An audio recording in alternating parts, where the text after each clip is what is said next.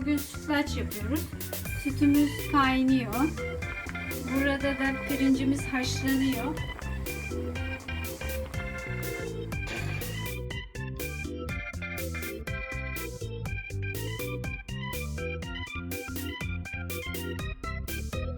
Pirincimiz haşlandı. Şimdi kaynayan sütün içine ilave ediyorum.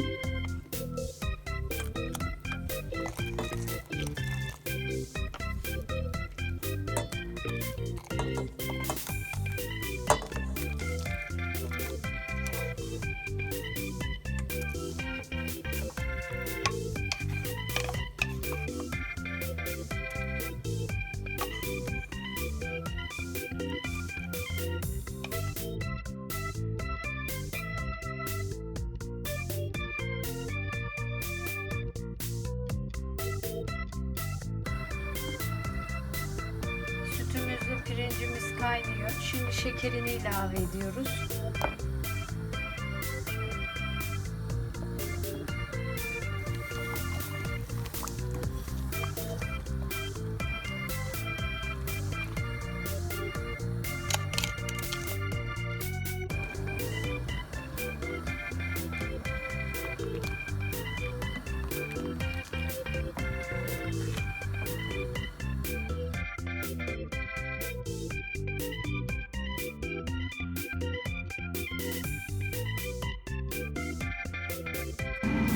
Sütlacımız için biraz nişastalı su yapıyoruz.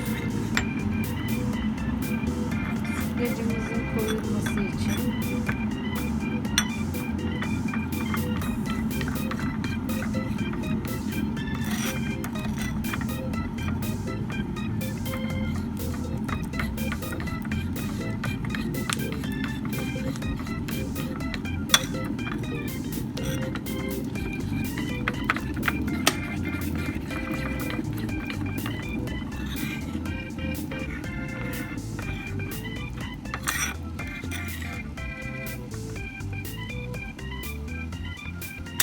Şimdi bunu kaynayan sütlacımıza ilave ediyoruz.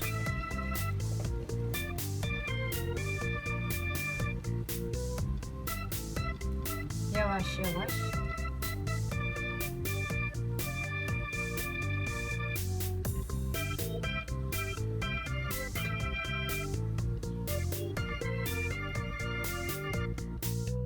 Koyulana kadar karıştırıyoruz sütlacımızı.